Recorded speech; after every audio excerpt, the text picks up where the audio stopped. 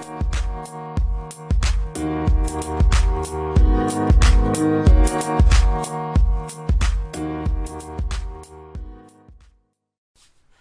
I'm Rugi, and today we're joined with Allison. And I'm Rugi. Welcome to the Vegan Ambition podcast number 5. Today's main question is, what is your take on the idea that it is okay to harm animals because we breed them for this purpose? But before we start, I'd like to thank today's sponsors. I'd like to thank Farmhouse Garden Animal Home, Clingstone Peaches, and of course, Cauliflower. This podcast is a tool to help vegans, vegetarians, and anyone else who's interested in the vegan lifestyle. On this podcast, we will have a different guest every week, and we're going to discuss a topic on veganism, and we will debate different viewpoints. The Vegan Ambition is a no-pressure zone and a no-hostility zone. We do not pressure our guests, but are simply here to discuss different viewpoints. I hope you'll join us on this journey, and education is our biggest goal here. If you don't know me already, I'm Rugi, and I've been vegan for a while, over a year, and I'm not a perfect vegan, but I'm trying to become one. Hopefully you can join me on this journey of veganism and learn something new in the process. And this is Allison. You're not a vegetarian or a vegan. Mm-hmm. Why don't you tell me a bit about your diet? Sure. So obviously I live the student life. I'm working downtown right now, so I have to be eating out a lot. But I generally try to be very careful and thoughtful about the type of meat I do eat, even though I do eat meat. But I'm mostly focused on vegetables and carbs. That's a lot of what I eat. So yeah. Okay. And tell me what you know about veganism. I know that veganism means that you don't eat animal byproducts. You don't eat anything really to do with animals, including, I guess, insects, so honey as well. And you're trying to be really thoughtful about the type of food you consume. Mm-hmm. Okay. And so, do you kind of like, you said you're very careful about the meat that you eat. Yes. What does that mean? Does that mean that you try to cut out as much beef as possible, or does that mean that you are looking for grass-fed beef, or what does that kind of entail? So both. Generally, I will try. So if I'm going out and I'm eating, let's say at a fast food place, I won't eat their meat. Mm-hmm. If I'm eating at like restaurants that I know rely on like mass consumption or mass production, or I guess they like purchase in mass quantities meat, I won't really be eating their meat products. I'll only eat meat if I'm buying it myself and I know where it's from, and if I'm happy with where it's sourced from, or if it's at a nicer restaurant where I know that the quality is much higher. So in that sense, I'm more careful, and in any case, I don't really eat that much meat to begin with. Mm-hmm. I don't find that I need to, and I'm okay with having a mostly a vegetarian diet. And that's kind of what I'm accustomed to as well at home. My mom doesn't eat meat, so she has kind of taught me all of these interesting strategies. Like, I like tofu a lot, so if I'll go out to a restaurant and they have tofu as an option, I'm happy to eat tofu instead. Usually I'll prefer to eat tofu rather than meat. And tempeh, I know all of those things. Mm-hmm. I think they're really good. I don't find that I lack anything from my diet if I'm eating things like that. They're just enjoyable for me to begin with. So. But you haven't committed to like a 1 day a week kind of thing, or like a, you know, anything. It's just whatever you feel. I don't think of it as like a lifestyle, so to speak. I'm not forcing myself to do anything in the name of any type of movement. I just think that generally it's important, if you're going to be consuming any type of food, to be thoughtful about, you know, where you're getting it from, why you're eating it. It's not like I'm mindless about what I'm doing, but I'm not intentionally trying to cut down on meat. I'm just trying to be thoughtful about the type of meat that I'm eating.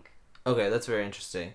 And you said that your mom doesn't really eat meat, mm-hmm. So that's obviously influenced you, but it hasn't influenced you completely to the point where you don't as well. No, and the thing is, I think it's also it's to speak to my mom's character. She never tried to impose her lifestyle on any of us. I appreciate this a lot, and while I was still living at home, she would still cook meat even though she herself wouldn't eat it, because mm-hmm. she knew that it was a part of our diet. But I don't know, I think it kind of the way that my relationship with meat, I think, is a result of her relationship with meat. Even as she started slowly to limit her consumption of meat, she started to kind of be more thoughtful about where she was getting it from, and even if she does buy it for our home meals right now, she's kind of sourcing it from good places. So it's not that I decided to stop eating meat because she wasn't eating meat. It's more like she kind of taught me a more healthy relationship with meat products. And she never made me feel like I had to stop eating meat in order to be respectful of animals and the industry. She just took it, I guess, for her, she needed to make take it a step further for her to feel comfortable. But I know that I can go both ways. Okay, and that's very interesting. And in terms of meat, do you consider that as well as like seafood and fish, or is it kind of like animals that live on land? So in principle, to me, if you're gonna be a vegetarian, if you're gonna be vegan, that's all animals. And right. If you're vegetarian, that means seafood as well. You're not eating any type of animals. My mom... For you? For me, yeah, okay. Yeah, we'll focus on me. We don't need to talk about my mom. Yeah, so if I were to become a vegetarian, I wouldn't eat meat at all. But, yeah, I have a more relaxed relationship with fish. Mostly just because I love sushi. Okay. And I think that would be one of the harder things to give up on. Because it was for me too. Yeah. I was there. I was at one point. I was like, I was pescatarian and I hadn't gone vegetarian yet, and I was like, oh man, sushi. I know, and right? then I did it and it was fine. But yeah, I get sushi, it. Like hits the spot. Like you really wanna. But now, have you ever considered adopting a kind of full-time diet that's vegetarian or vegan friendly or? I don't know. No, I mean, I guess I've never really actively thought about subscribing myself to a particular diet. No, I haven't. I guess I would need to... I don't like the idea, I guess, of committing myself to it. Okay.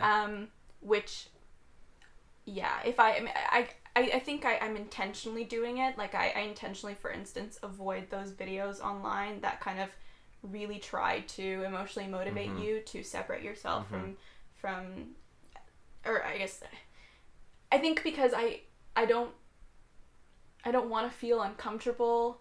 I want to feel like I'm living a more balanced, I want to be more balanced about my diet, and I don't know if I want to cut out meat or animal byproducts altogether in the first place. I guess I haven't thought about it enough.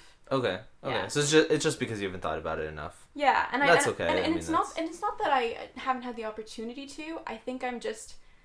It makes me somewhat uncomfortable to tackle that side of things, because I think if I learned enough about it, I wouldn't be able to justify my own consumption of meat. Like, I know... Okay.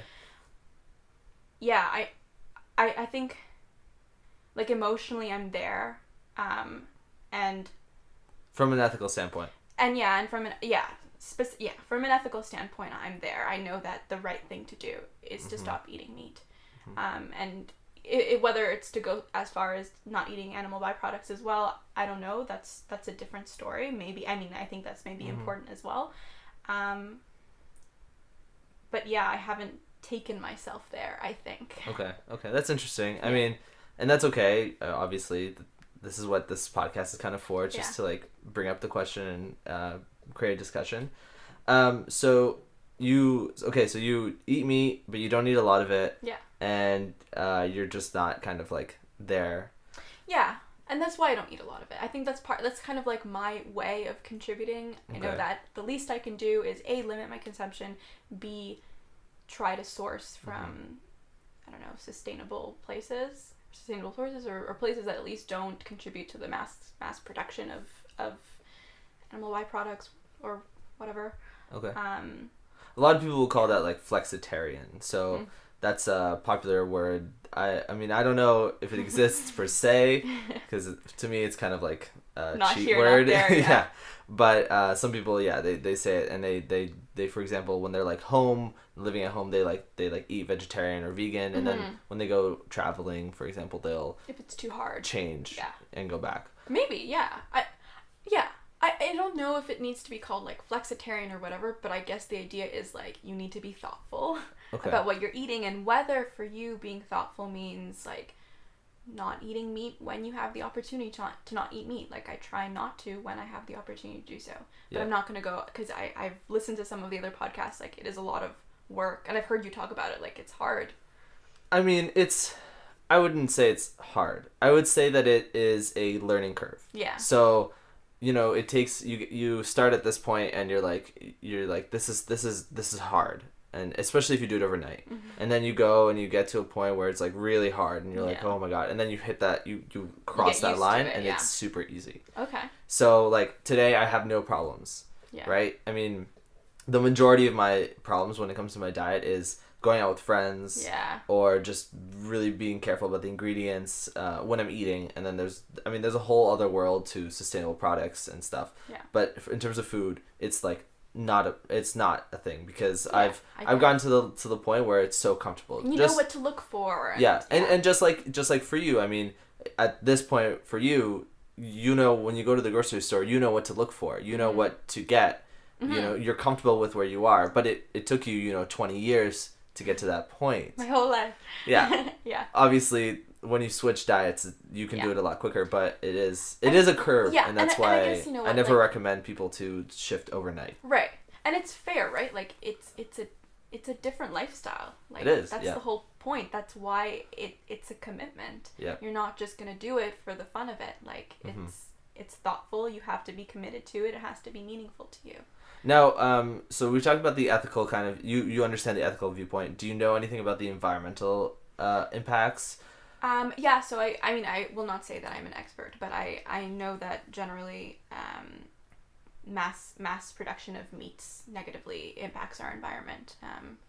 And there's something to be said about, I guess, if everyone just reduced their consumption of meats, that it would have more of an impact on our environment than what not driving cars or something. Yeah, so I think the stat is that basically going to a vegan diet reduces 50% of your carbon footprint. Wow. Immediately. Wow. Which is a lot. Yeah. I mean, that's why one of the things for me was like, was as soon as I went vegan, I realized, there's a lot of things I do that are not good for the environment, like drive my car and stuff, but that's very hard. That's like a really big line to cross, especially, the way that I live, moving back and forth from Waterloo and here and work and stuff. And so the vegan diet, like in terms of the environment, I'm like, it's like the least awesome. You could do. And that's part of what a vegan diet is. It's about the least harm that you can cause to the environment, animals, to a lot of different circles. And out of all of those, beef is the worst. I think the red meat. Like beef like exclusively is the worst. And then the other meats kind of are down from the list, but they're not even like comparable to the vegetables. Right. And there's a whole study that just came out a couple weeks ago, actually, about this, like straight up about this, and they did a huge study that looked at farms, and it even went into seafood production, and they noticed that seafood production is also not good. Yeah, I imagine it would be not good either. I mean, all of it it's a huge industry, and people are demanding more and more and more, and like if it's not just the slaughter of so many animals, it's also like the production that contributes. Well, the way that I always used to think of seafood being bad is just how much, I mean, you know that like when you the way that fish are caught today is like with huge nets, right? And so they catch a bunch of different stuff that's all really bad. But it turns out, as well as that, it also is a huge pollutant, because in the study they mentioned that what happens is they feed the fish in these tanks, right, that are like right on the ocean, and all of they're like, because they have so many fish in one area, everything falls to the bottom, and that actually produces methane, which is the same thing that cows produce. So it's like it's not equally as bad, but it's very bad. Yeah. And I was very surprised by that because I never thought of it like that. Wow. And then I was like, oh, interesting. And the issue is, like, for them, it's all cheap. That's why all of our products are so cheap. Like, they've kind of, like, they've created this process that's so efficient for them, and they don't care that it negatively impacts the environment. They care that it's cheap for consumers, and that's why vegan products and vegan and vegetarian alternatives are more expensive right now, because it's again, like, it's more. Why, you disagree? Yeah, well, so generally speaking, like milk, for example, is heavily subsidized. Right. Exactly. Yeah. By the government. And subsidies from the government. Yeah. Whereas vegetables aren't. Right. At a core level, if you look at it, right, I mean, this is the way I think about this all the time is you use vegetables to feed animals. Okay? So that's an extra step in the process. Right. So at the end of the day, no matter what, it will be more expensive to have animals. The only reason that vegan products are expensive right now is because of demand and because of supply. Right. There's not enough of both of those. And at some point it'll equalize. Hopefully. I mean, the more people that jump on. Definitely. And I mean a whole food diet. So when we speak about vegan products being expensive, we mean, you know, when you go to restaurants it's expensive, or when you buy like ready-made stuff like our food later today, then it's expensive. But when you buy whole foods, when you buy lentils and rice, you're doing it yourself anyway. Beans, it's not expensive. Right. It's actually really it's cheap. Cheaper because you don't have to buy the meat. It's extremely cheap. Yeah. Actually, you're right. I guess maybe I speak more to the alternatives. So I think tempeh can be quite expensive. Or maybe it's just even difficult to find in the first place. Like, you're not going to find it in a store, in like a typical grocery store. You have to No, today you will. You found it? Yeah. I've had because I genuinely enjoy eating these things. Like, I'll go grocery shopping, I just cannot find things like that. I mean, I remember a couple of years ago when I was living not too far from where we are right now, I went to like this store called Longo's. Okay, yeah. Right? And there was like nothing there. Okay? Yeah. It was like maybe almond milk and like cashew milk a couple of years ago. Fun. I went to Longo's last weekend. Yeah. And there was like tons of options. Good. Like way more. Maybe not as good as, I mean, I went to a specialty store yesterday for a lot of the stuff I got. Those are great. Because they have a lot more options, but at some point it will get there. Yeah. But it's time for something else now. Okay. And so Farmhouse Animal Home's mission is to provide a safe home for the animals in their care. They want to show others that farm animals deserve love and compassion. Each of their animals is a unique individual, and by learning and interacting with them, Farmhouse hopes to teach others to love them as well. Farmhouse Garden Animal Home subsidizes entirely on donations. They are a nonprofit with over 30 cows, 2 horses, a duck, and a bunch of other animals. So please consider donating to them or visiting them in their beautiful farm in Uxbridge. They actually have a visiting day today, and they have one almost every month. Ooh. You can find them on the web, on Facebook, Instagram, or by visiting farmhousegardenanimalhome.com. And you like go there. It's awesome. I want to see some animals. I remember we were going to go one time and then I couldn't go with you. Yeah, it's so cute. They have like a bunch of cows and you can just like pet them and feed them and stuff. But thank you, Farmhouse Garden Animal Home, for sponsoring today's episode. Now, Allison, I'd like to get on to kind of the question of the day, which is, what's your take on the idea that it is okay to harm animals because we breed them for this purpose? It's a hard one. Yeah. A very hard one. I mean... So, like, so just to give you some context, so I saw this question online, and I was very curious, because there are people who think that. They think that because we're breeding them for the purpose of killing them and eating them, then it's okay. Right. Because that's their purpose. Right. And they don't exist in another purpose. Same as how, you know, a lot of people, I mean, I disagree with breeding in general, but how we breed dogs for guide dogs and how we breed horses for horse racing. Yeah. And there's people that will agree with that and people who won't.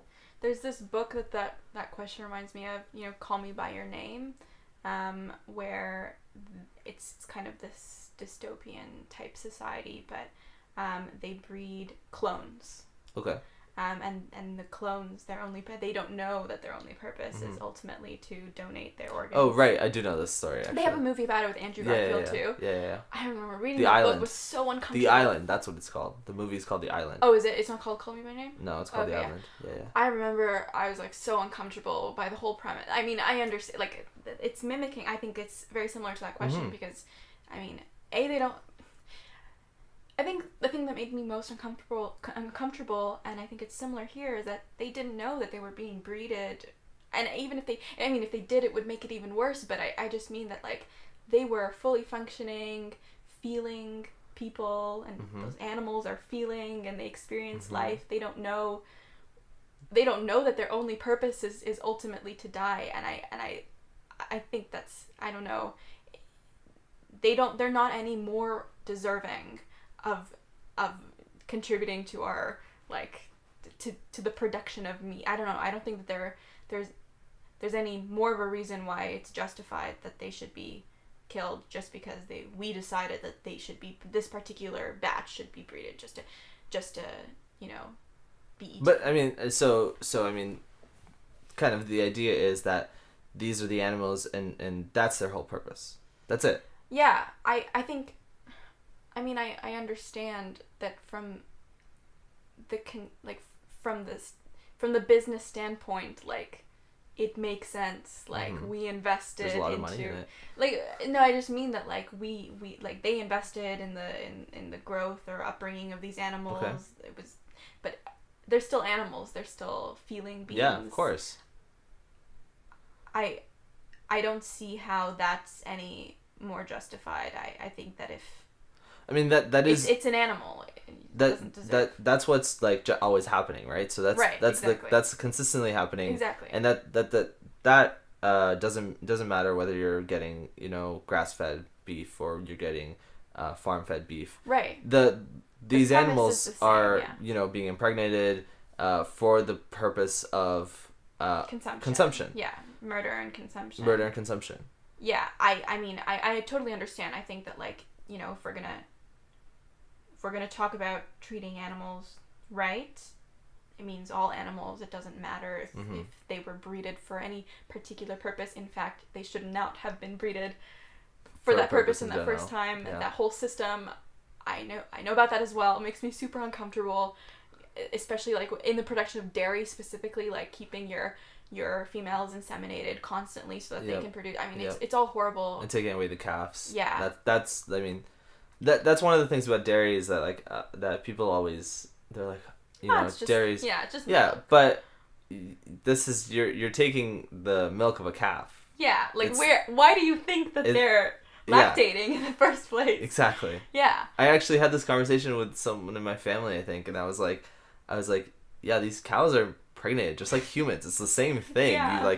They don't lactate, like, all the time. Yeah. They literally like, this is an excess product. But I didn't realize that, though, for a long. I mean, most people don't. More recent, like, the last couple of years, I realized that. Yeah. And anyways, like, it's because we're very, like, we're very divided from where the origins of this happens. Like, we don't know about, and then obviously it's intentional because I think. Of course. It's part of why I avoid watching those food inc videos, because if I watched enough of them, I literally could not be. I could not. My hand would not. I wouldn't be able to buy any more meat. I wouldn't be able to buy milk. I wouldn't be able to eat eggs. Like, and I'm kind of saving myself. It's like this ignorance is bliss. Like, I like doing those things, and I don't want to step so far into that I won't be able to anymore. You know, at least you acknowledge that ignorance is bliss, because there's so many people who won't acknowledge that, which is, like, already, like, a bad step. So acknowledging that is awesome. I mean, that's great. You gotta know about what you're doing. Yeah. But yeah. So you think it's not okay to harm animals because they're bred for this? I don't. Purpose. Yeah. I mean, if we're gonna talk about treating animals properly, it's going to be treating all animals properly, and there's no justification for the slaughter of innocent beings who, you know, you're basically, like, bringing them into this world for your own enjoyment, and it's I can't, that's not ethically justified to me. So. I mean, it's not either to me. That's why am vegan. But it's a great question, I think. Yeah. It's a hard place because I think there are people who think that this meat, this stuff is just for this purpose. Right. And to get them to understand that if you look at it from like a overall standpoint, in reality, this is for the purpose of, having kids. Like that's what cows, like what animals do. It's just to have kids. It's to continue their line. It's not to be killed. Yeah. And it's just, I view it very unethically, obviously. And I think the systematic production of animals for the purpose of their execution is super uncomfortable. Yeah. I personally think any production, not just systematic. I mean, sure. Any farm basically that kills animals is kind of unethical, which is actually the sponsor, or Farmhouse Garden Animal Home. So their story is, and we briefly talked about this last week because we had the person who owns the sanctuary on last week. Yeah. But basically, this was a farm. This is a farm that is still a farm. It's in Uxbridge. Yeah. And for the last 20, 15 years, they were the most ethical farm that could exist. Yeah. So they were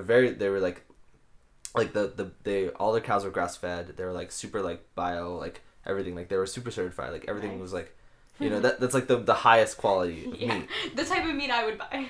Right. And then at one point the farmer, he was there was this one calf that was born, and he had to help her a lot. Yeah. And she was not it wasn't going well.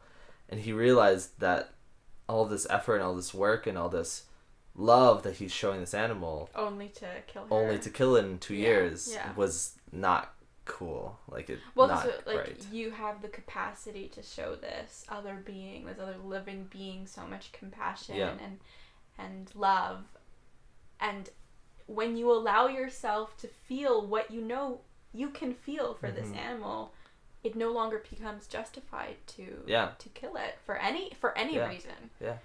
And that's why I find, I find dairy farmers, I've seen arguments from dairy farmers about this, and they're like, well, we give so much love and so much compassion to these animals. And I'm like, yes, but you're also sucking them dry on a daily basis. Also, and I using and torturing them. Even if you're not torturing them, even if you're not using them, you're still making them produce babies all the time. You're still making them give milk all the time. You eat, it's just, to me, it doesn't, there's no ethical viewpoint that there's a misalignment there where I think caring about something else means doing what's in their best interests, and that's not in their best interest, that's in your best interest. I think milking a cow is fine if you're giving that milk to their baby.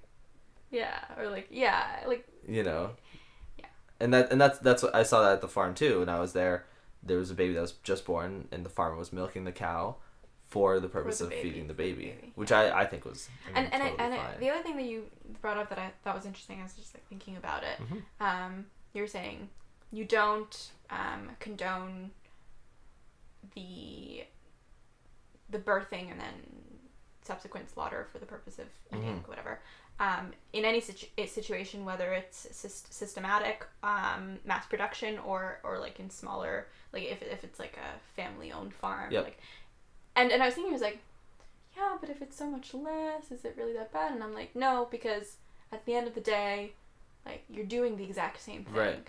Whether it's on a large scale or a small scale, you need to come to terms with what your opinion is on the subject. And if you're not okay with killing X amount of animals, you shouldn't be okay with killing any animals, and I'm not okay with killing any animals. Which just means that it's not just I'm also not because I this is making you think a lot. It's not that I haven't thought about this before. It's just, again, because every single time I'm faced with this conversation, I go, okay, why are you still eating meat? Because I've kind of reassured myself I eat less of it now, and I am thoughtful about where I get it from, but are you still contributing to the same industry? Yes. Are you comfortable with the idea of what you're doing? You don't see it as an animal when it's on your plate, but think about it, which I try not to do. Right. Right. So it's hard. I get it. And I mean, I don't recommend to anybody, of course, to go vegan overnight or to like, to like this kind of, I think that kind of thought drives a lot of veganism. So I think a lot of people, I've seen a lot of people online who are like, I went to the grocery store and I saw like, I like looked at the already pre-cut beef and I realized this is not beef. This is cow. This is, Well, I guess the thought that I'm having right now is like, at what point is it enough? Like, because I'm thinking that like, okay, you've reduced your consumption of meat, and you're thoughtful about it. Mm-hmm. That's good enough. Like you've contributed, you've played your part a little bit. Like you're more thoughtful than the next person. Sure. But it's like, but is that enough? Like, okay, then I can go and I can say, okay, I'll stop eating meat altogether, and then I'll ask myself like, is that enough? Like, at what point do you decide you're doing enough for the cause? Since we align, like, my thoughts completely align with you, and yet you're completely vegan, and I'm not. Mm-hmm. I would say that it's just the understanding that the choices that I make on a daily basis do not lead to any harm. Yeah. But at the same time, I do make choices. Like like right now, I'm still buying deodorant that is not vegan. Right. I was gonna say like, or you drive a car, for instance. Yeah, but that's bad for the environment. That's separate from maybe it hurts veganism. The animals eventually. Sure. Yes. No, but I'm kidding. I'm but kidding, yeah.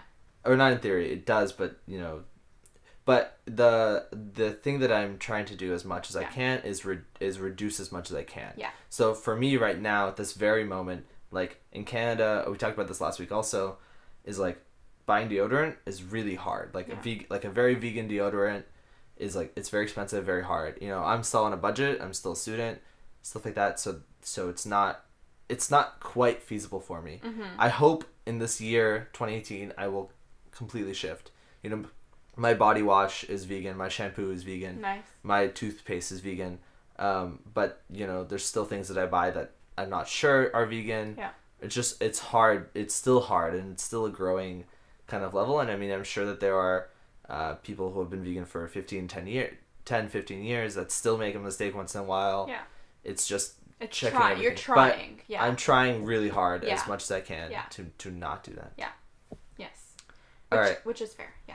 Allison. Yes. Have you ever picked up a peach and wondered, wow, this is the perfect fruit? Well, on top of that, I love it when the peach comes off completely from the stone. And those kinds of peaches are called clingstone peaches.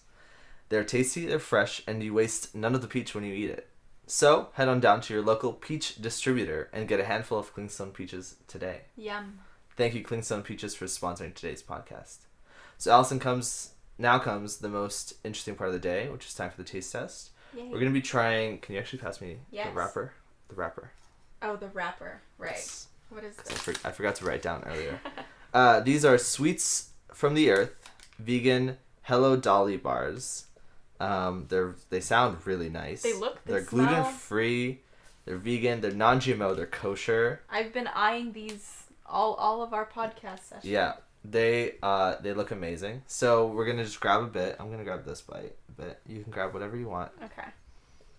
They smell so good. I think they smell like a little bit like coconut. Yeah, they do. Yeah, I think they are coconut on top. Oh, you're going right in. Okay, go ahead. I love it.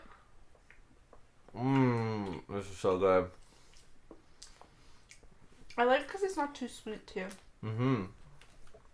Sweets of the Earth is a very popular vegan brand here in Canada. Yeah. It's really good. It's really fresh. Good choice. Yeah. Let's read the ingredients. Sure. What does it say?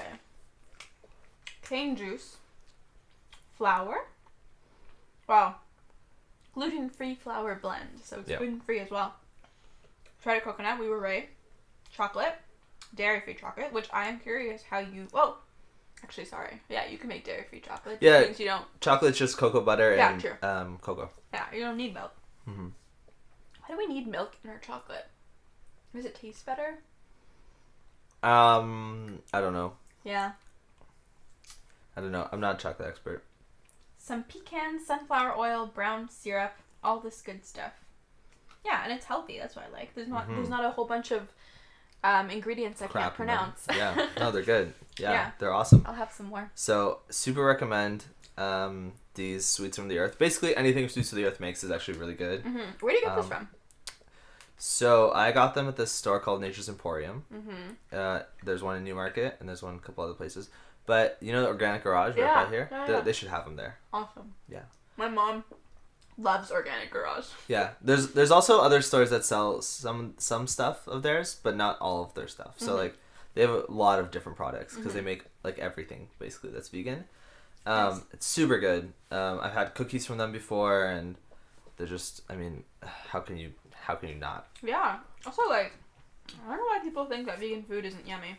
No. I actually genuinely enjoy, like, some, I mean, I don't have a preference. Like, if it's good food, it's gonna be good food, whether it's vegan or not vegan. Yeah. And vegan food, like, there's a lot of really good vegan food. Vegetables is really good. Yeah. Although, alternatively, there is times where, like, I've picked up something vegan and I haven't liked it. Yeah? Like... But, you can have that same experience with, like, non-vegan food. Yeah, of course. Totally. Which is, like... But people just associate veganism because we're, like, removing stuff, right? Yeah. All of the good that stuff we're good. Used to, like cheese, let's say. Sure. But, I mean, if I replace it, I can replace everything with the same ingredients. So, like, baking is, like, when you bake at home, it's, like, one of the easiest things to do. Yeah. Because you just replace milk with cashew milk or almond milk or soy milk. Because it's just, like, a compound that... Yeah. Butter, you can just use vegan butter. It's the same thing. It's just oil at the end of the day. And eggs, you can get egg replacer. You can use, like, flax seeds. There's like, a bunch of different versions. And it's always really, really yummy. I think it's not Allison's even, like... gonna finish this bar. I seriously... I think It's good. I think people's issue with like, vegan food isn't even, like... I think some of it is, like, cultural. Like, the cultural experience of eating a burger or a pepperoni pizza or, like... I don't know. Like a really good grilled cheese. I mean, there's definitely a cultural aspect to food, and that's one of the hardest things for some people. I mean, it still comes up in my family all the time, because I'm, like, Russian, and we were, you know, raised eating a lot of meat and stuff, so it's, like, very weird for my family sometimes, and then sometimes they'll buy stuff, and they won't, like, read the ingredients properly, and there's, like, egg in it. Like, this happened, like, a week ago, and I was like, I can't eat this. It's tricky. You know? Because, like, Russian food... Also, wait, can you, by the way, hear me chewing? Is that weird? It's okay. Wait. It's very light. Can you hear me? You're really loud. It's really yummy. There's gonna be some people that will find that very interesting. It's like... What's that? MSN... No. What's it called? I forgot. I know what you're talking about. Like the rustling. Oh, ASMR? ASMR, yes. Yeah. The word escaped me. It's also like mukbang. What is that? Mukbang, where it's like when you, like, people just watch people eat. Oh, yeah. But you can't see me eating this. It's delicious, I promise, guys. Yeah, this is an audio podcast, not an official podcast. Do you want... I feel bad I'm eating all of it. Oh, it's all good. Okay, anyways. I have so much other vegan food that I bought, so no problem. We're going probably off on a different subject. I'm sorry for hijacking your... No, this part of the podcast is more relaxed. I mean, one thing that's obvious is this is really good. This vegan dessert. Eat the last piece. Oh, well. Good. Sweets from the Earth. Vegan. All natural. I have crumbs everywhere. No GMO. Yeah, you're going to have to, like, vacuum this room. I will. Your family's going to murder you. No, they won't know. Unless they listen to this podcast. Uh-oh.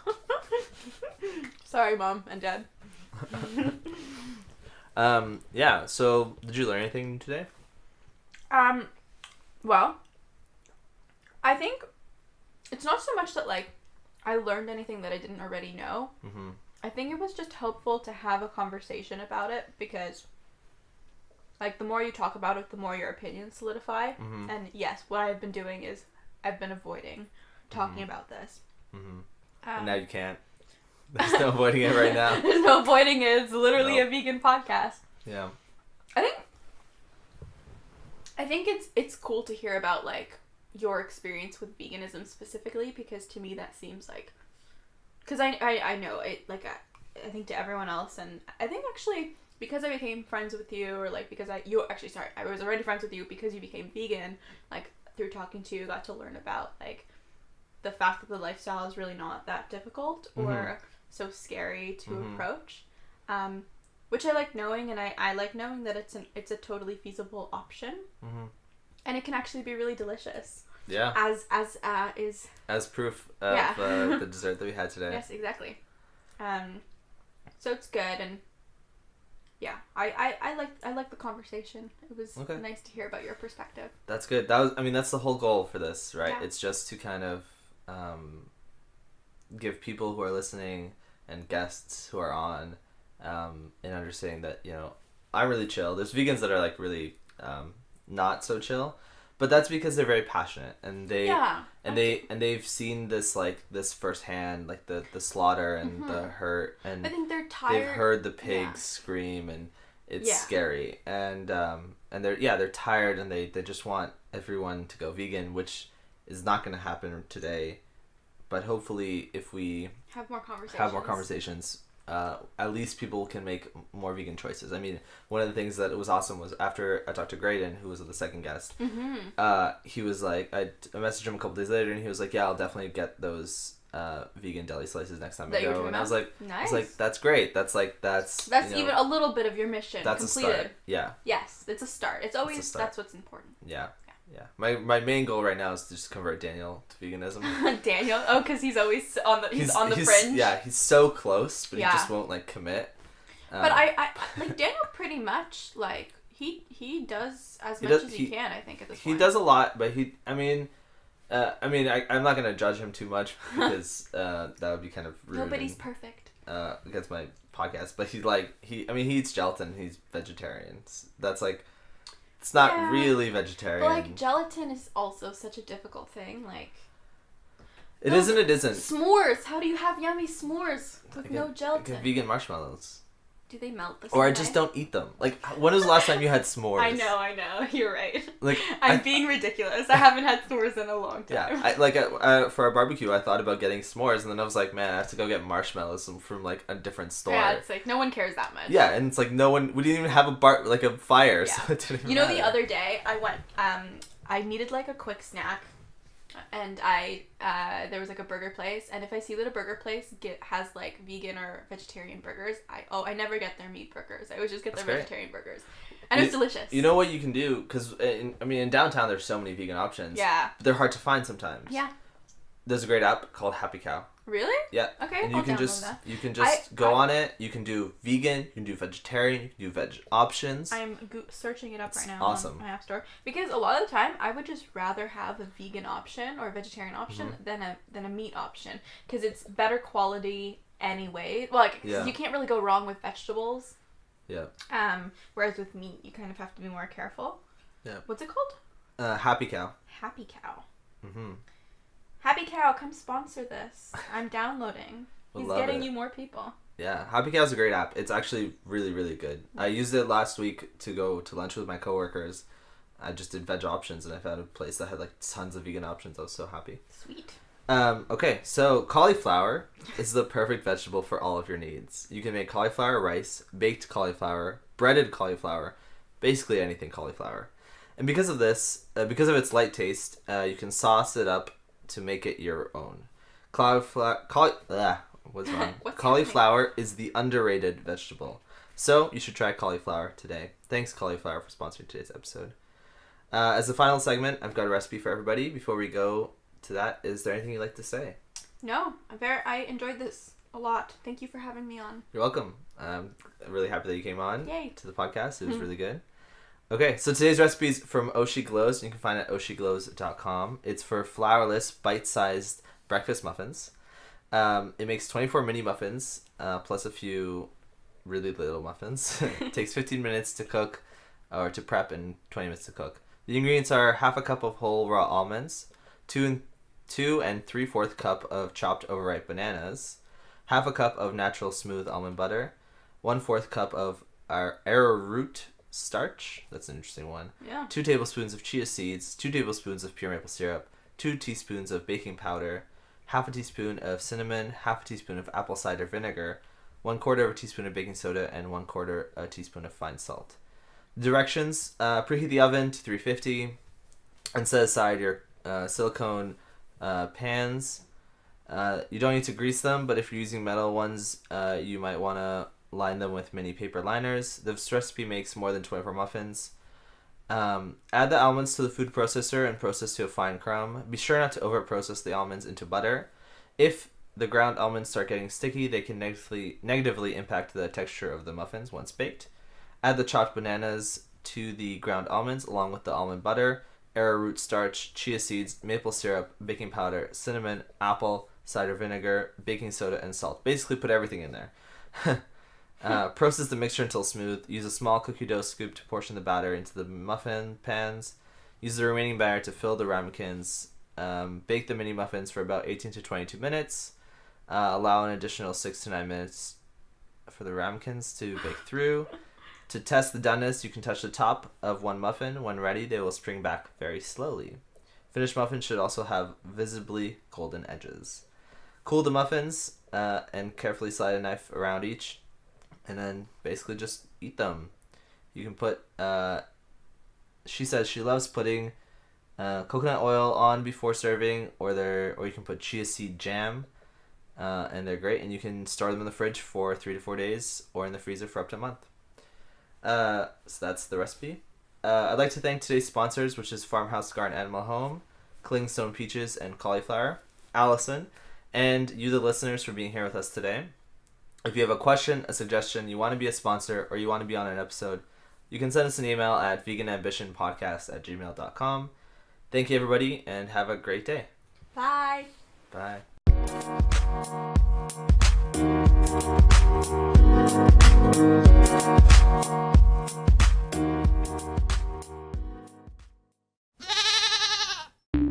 The podcast you just heard was published with Anchor. Got something you want to say to the creator of this show? Send them a voice message using the Anchor app, free for iOS and Android.